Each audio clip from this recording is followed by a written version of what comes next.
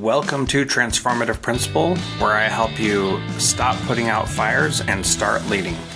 I am your host, Jethro Jones. You can follow me on Twitter at Jethro Jones.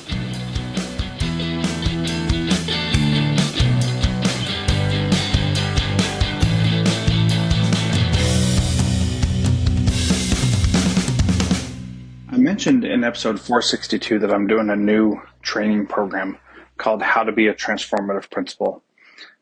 It's for those who are in their first 3 years of being a principal, or assistant principals, or aspiring principals who want to level up their game right now. Join me at jethrojones.com/how2be. How to be. We'll see you there. That's jethrojones.com/how2be.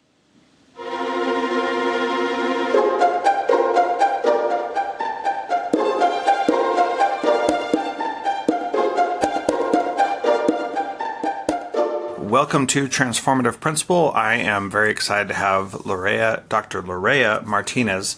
She is the award-winning founder of Heart in Mind Consulting, a company that is dedicated to helping schools and organizations integrate social and emotional learning in their practices, products, and learning communities.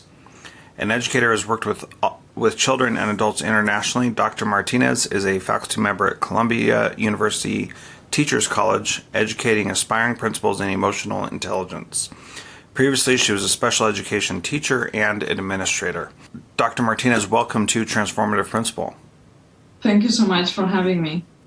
Well, I'm excited to chat with you today. This is a topic that I am very much interested in. I think we spend a lot of time in education focused on the wrong things, especially academics, that we put too much stock in our end of the year test scores and other scores and don't put enough stock in our social emotional scores that we don't even take tests on. So let's start there by talking about why social emotional learning is so important and emotional intelligence is so important. Yes, that is a great place to start. And I would start by saying that there is a false dichotomy between academics and social emotional learning. So many educators in schools have the perception that you can either teach academics or social emotional learning, when in fact you can do both. You can integrate teaching both things at the same time. And social emotional skills are going to support students to learn academic content in more meaningful ways. So all the research that has been done around affective neuroscience shows that we cannot have thoughts without feeling and vice versa. So a big part of social emotional learning and why it's so important is because it builds the foundation for how we can become more engaged and purposeful learners. Yeah, I like that. So we can't have thoughts without feelings, and that's such a interesting idea because I think it empowers us to recognize the power of feelings in all the other things that we're doing. How would you respond to that statement? Yeah, so feelings and emotions are part of all of our cognitive processing. So a lot of the research that has been done looking at what happens in the brain when we have to remember information, learn new concepts, being able to focus maybe in a noisy classroom, all of those things involve emotions. So our limbic system is being used when we try to use our cognitive processing. So a big part of what the social emotional learning field is trying to do is dismantle some of those misconceptions that we have around how the brain learns and being able to bring emotions into the classroom intentionally instead of telling students, oh, wait, you're here in the classroom and now leave your emotions out the door because you need to focus. It's like it's the opposite. We want to make sure that students are bringing their emotions into the classroom. Yeah, that's really interesting. How do we help them bring their emotions into the classroom? I think of what my teachers would say is that seems like it is distracting from the work that we're doing. So help us understand that. Yeah, so a big part of this is teaching students literally how the brain works and how emotions influence how they make decisions and their ability to focus. So when we teach students self-awareness and being able to name their emotions and identify what they feel, they can then develop tools in order to navigate those emotions, right? Many times, and I've heard teachers say, oh, please calm down, or your energy is too high, but we don't give students the tools to do that effectively. So a big part of bringing emotions into the classroom is teaching students self-awareness and self-management. But that's not the only way. There's another important aspect, which is designing with emotions in mind. So one of the questions that I like to ask educators is, how do you want your students to feel when they are in your classroom, right? And, teachers go and write a few emotion words for what those feelings that they want for their students. And then I ask them to look back at their instructional decisions and how they teach and see how those are aligned, right? So many times we don't plan for those emotions that we want students to experience, right? Because we are really focused on that academic content. So a big part of thinking about SEL as it's not this dichotomy, but it's really how we teach, takes into consideration designing with those emotions in mind. Yeah, that's interesting. I haven't thought about that, designing with those emotions in mind. I do want to come back to that, and hopefully we will come back. Sometimes I say that and then we don't actually come back to it. But but I want to touch on the thing that you said before, is that, you mentioned that you've heard teachers say, please calm down, or your emotion's too high, but then we don't give them the tools of how to do that. So what are some of the tools that we should use to help kids learn how to regulate themselves a little bit better? Yeah, so one of the strategies in SEL is to teach these skills explicitly. And, before the field was, as, I would say that it has grown exponentially over the last, 5-6 years. It was thought that those skills, maybe students had to learn them at home or in other contexts, but it seemed like there was no place in the school setting to teach these skills. But today we know that we need to teach these skills intentionally and explicitly in order for students to develop the attitudes, the knowledge that they need in order to access that academic content in more meaningful ways. So teachers can find some time, and this sometimes it's during their morning meeting or their advisory period if they are in middle high school. But a time when students are going to come together and learn about emotions, again, learning about the brain, learning what happens when you are not able to process your emotions, what happens when your amygdala is hijacking you, right? And you are kind of losing control of your behavior, of your responses. And then going through different strategies that students may use. So mindful breathing is something that we can teach to our students, taking a break, removing yourself from the situation. And that can be done in the context of students' age, right? Like if you are working with teenagers, you want to find situations that are meaningful to their everyday situations and try to help them to reflect on, okay, what are the pros and cons of different reactions? And if you are in that situation, what can you do? So a little bit anticipating what may happen and then offer those strategies. And at the end of the day, we are all different individuals. So not all the skills are going to work well for everybody, right? So you want to make sure that you are exposing students to a variety of tools so they can find the ones that really work for them. Yeah, and it seems like our news media could use some amygdala shrinkage as well, that, their amygdalas are kind of controlling everything about them right now. Absolutely. So that we could take this beyond education and help our adults manage it also. So this is being able to explicitly teach those skills is so important, and this is an area where I think there needs to be a great partnership between parents and the school. That if the school is just teaching it, that's one thing, and sure, they should. But if the kids are not having reinforcement or able to talk about it at home, then one of the things that I've learned from being an educator is that we can't out-teach what's happening in the home. That if we are not in partnership with the parents, then we could do all the good in the world, but the kids are going to go back home, and that culture at home is so much more powerful, as it should be, than anything we could teach. We really need to be partners with parents much more. How would you suggest helping parents be part of this conversation so that it's not us just trying something on our own and not knowing if it's ever connecting or making the mark, so that the kids' behavior is actually changing in other situations as well? Yes, that's a really important question. And I'm going to say something before I answer your question directly, which is the importance of adults practicing these skills. Mm-hmm. So something that I often say is that we cannot teach what we don't practice.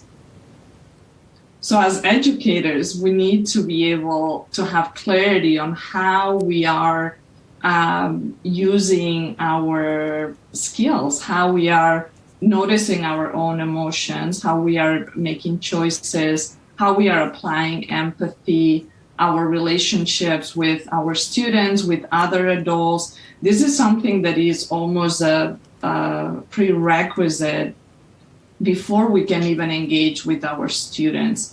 And that's something that CASEL, which is the Collaborative for Academic Social Emotional Learning, and one of the organizations that has been doing SEL work for the longest time in the US, they saw doing research on the districts with a higher number of students when those districts were skipping the teacher in terms of SEL implementation. They didn't have, the results were not as great as those districts that really pay attention to the adult competency. So that's an important component that we can, as teachers, even before we can think about teaching to students, we need to think about ourselves. And then from that position where we really have a deeper understanding of how we put those skills into practice, that's the place where we can engage with the parents. Mm-hmm. And I think with parents, I've seen two tendencies when things don't work out. One is underestimating what parents are doing at home, or maybe coming from a place of, I'm the teacher and I know better. And that happens a lot when we have the dichotomy of white teachers working with parents that are Black or Latinos or Indigenous. Right, so having that lens that parents are not doing enough, and sometimes there is a cultural difference, and we need to, by learning about our families, by learning about what are some of their values, we can build those bridges of connection, right, and understand, what are some of the values? How do you teach these things at home?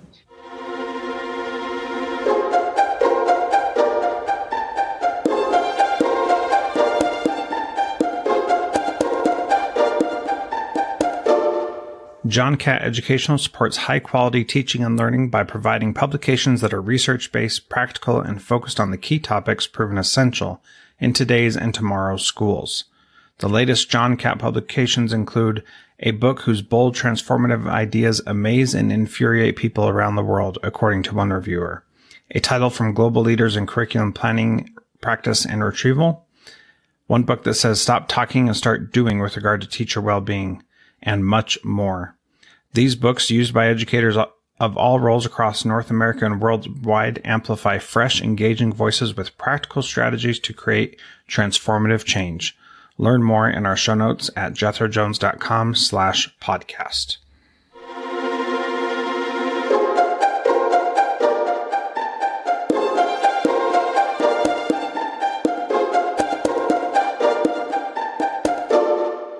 And in other cases, there's no communication. I know that in my work supporting schools, one of the questions that I ask is, how are you communicating with parents that you are teaching an SEL curriculum and why this is important? And many times that is the last piece of the puzzle that schools put in place, right? Because first they are concerned about doing the teaching and maybe about, measuring the skills, or implementing at the school level, but the parent piece is the one of the last ones that they put in. And actually, it's, as you were mentioning, so important that they build that collaboration, because I think once parents, for those parents that maybe they are not familiar with SEL, not because they don't know the skills, but because they call it something else, or they give it a different name. So when you are, as a school, you are increasing that communication and saying, these are the skills, this is how we are teaching, and then finding ways to bring parents into the conversation. That's when really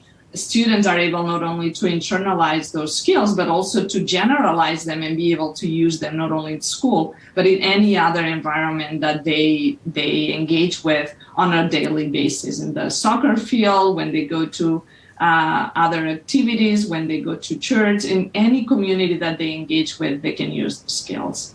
Mm-hmm. Yeah, and I want to address that piece about the parents briefly, that if we take the opinion that we know better because we're teachers and more educated, it's really damaging to do that, first of all.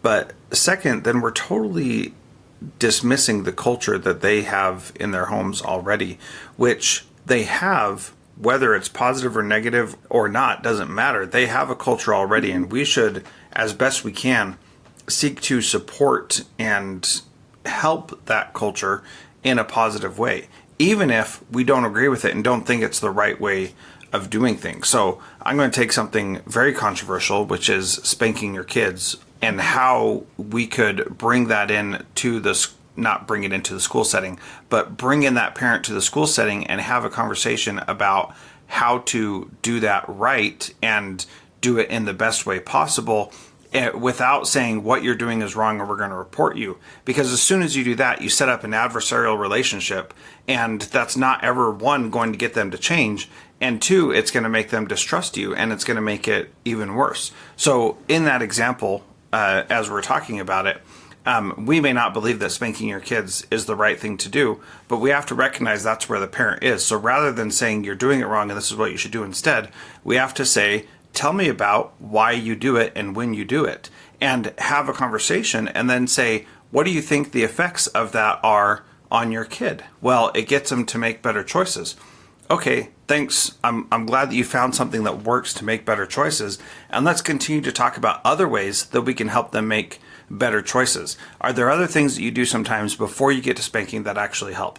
Well, this does, and this does. Okay, great. Can I offer a suggestion of maybe doing this as well? So rather than saying you're wrong from the word go, you start to build commonality, build support, build camaraderie, and then you can start teaching them some other ways of doing that. What's your critique of that approach? No, I think that you are right on. I think that in any scenario, one of the emotional intelligence 101 is when people feel pushed, they resist.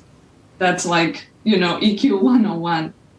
And with parents, in the example you were sharing with us, it's the same thing. If parents feel that tension, that you are against them, or that you have a feeling of superiority because you are the educator, whatever tension they may perceive, any message that comes from you it's going to be received from the defensive end instead of with curiosity to see, okay, what is the teacher trying to teach me, right? So I think that by creating the space and creating the environment where what you want is lead with understanding, that's going to be a better place to create that allyship in order to support that student more effectively, right? Because as a teacher, you may be with that teacher 1 year, but the child is going to be with that parent for the long term, right? So I think that as you were saying, starting with understanding and then trying to create that environment whereas the parent community can come together and learn about these things in a supportive way. I think that many parents would agree with me, and I'm a parent myself. I have two kids in elementary school, that nobody teaches you how to be a parent, right? You try the best that you can. And many times we have behavior patterns that come into place in our parenting that may come from the way that we were raised, and we have particular things that trigger us that our kids do. So by helping parents unpack some of those behavior patterns or triggers, we are helping not only the parent as a learning adult, but also the environment that the parent is going to create at home with the child. So again, I think that creating that triangle of teacher, parent, and student can really benefit students and adults developing these social emotional skills. Yeah. Well, and I've made a lot of mistakes in dealing with social emotional intelligence with parents and with students. And one of the things that I did well, though, was in dealing with a parent where I did need to report them to Child Protective Services because they were harming their child. And a lot of times, we talk in schools about how we keep that confidential and we don't confirm nor deny or whatever. And in this situation, I just really felt that this parent needed intervention because what they were doing was really bad, but they also had a really good heart and wanted to help. And so I said, I heard from your student that this was happening. Is this what's going on at home? And the parent said, yes, that is accurate. And I said, I have to report this to the state because it's not okay. And I can't let you treat a child this way and not do anything about it. So I have to intervene. I'm not doing this because I think you're a bad person or anything like that, but it's something that I have to do. I'm required by law to do it. And I want you to know that it's not because I don't like you or anything like that. It's because the child's not safe. And do you agree that the child's not safe? And they're like, yeah, I don't think that it's good for them to be in this situation, but I don't know what else to do. And right. Thankfully, in that situation, I think it's because we had built the relationship beforehand that I could say this to them. And then what was amazing was I could go talk to the parent afterward and say, how are you doing with that thing? And talk to them and give them support and encouragement that they weren't alone and help them through their own recovery through that process, which was a heartbreaking thing to watch, but also a really empowering thing to see an adult go through that and know that she was making her life better by her own choice rather than because she was being forced to because we had to get the authorities involved.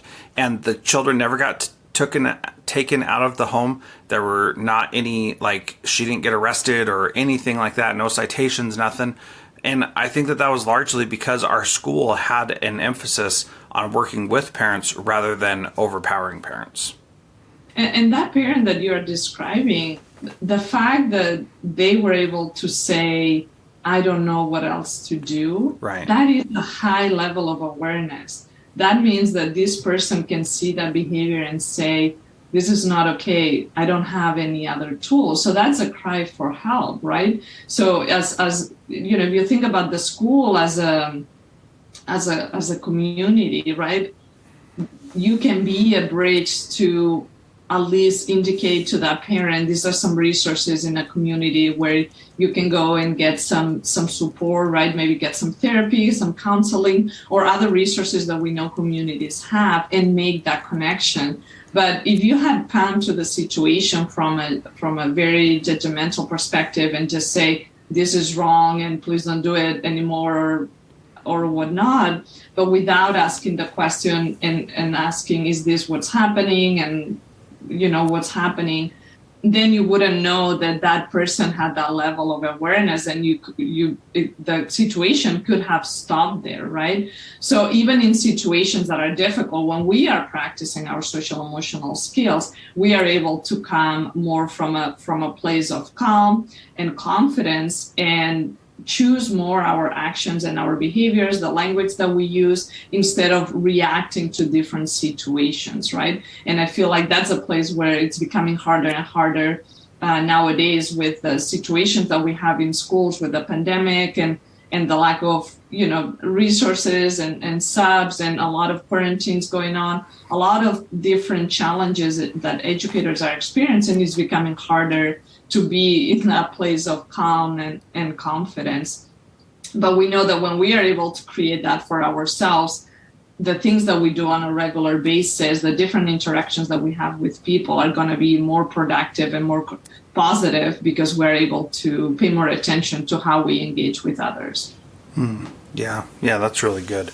So my last question, Laurea, that I ask is, what is one thing that a principal can do this week to be a transformative leader like you? So one thing that they can do is to pay attention to their own social emotional capacity, to check in with themselves, notice how they are feeling, what's happening for them, and approach those emotions from a place of curiosity. Emotions are data, they are information that they provide those details of what's happening inside. And when we don't pay attention to our emotions, we're missing that information. So maybe just, before they start the day, 5 minutes to check in with themselves. And then throughout the day, find a minute here or there to do that process of checking in with themselves. I think that can give them a good foundation for, again, be able to respond to the challenges that they face on a regular basis instead of becoming very reactive. Yeah, very good. Thank you so much for being here. This has been great chatting with you. Where can people get a hold of you if they'd like to learn more from you? Yeah, so they can go to my website at loreamartinez.com. I published a new book for educators in February. It's called Teaching with the Heart in Mind. And I have many resources on my website that are free downloadables. And I've also been blogging for more than 7 years. So a lot of free content on my website. And then on social media, I hang out on Twitter. My handle is Laurea Mart. And on Facebook at Laurea Martinez SCL. Okay, great. Well, we'll have links to contact you in the show notes at transformativeprincipal.org. And again, thank you very much for being here. Great chatting with you, and thanks for helping us learn from you today. Thank you for having me.